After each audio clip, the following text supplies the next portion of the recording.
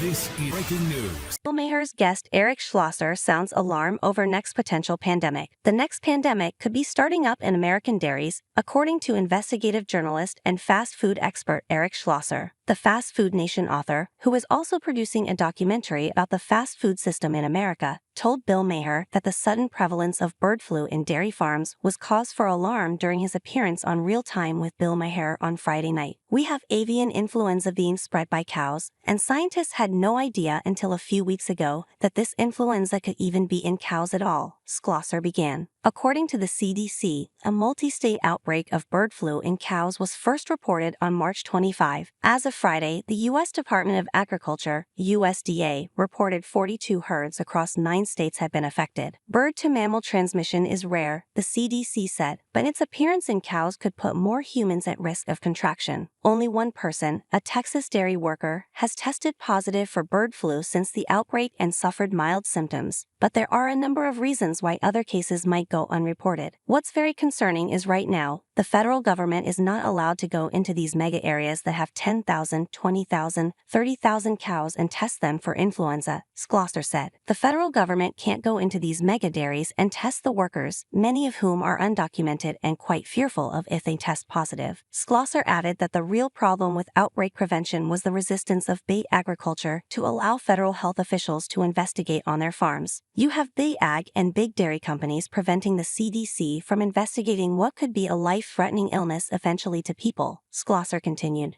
And it's a perfect example of how public health is being threatened by private interests. Though the CDC has said the risk to the public is low, federal authorities on Friday put $200 million toward prevention to incentivize dairy farms to control the spread. That money would go toward testing dairy cows and dairy workers who are most at risk of contracting the disease, as well as to provide a financial bubble to cover losses farms may take from contaminated milk.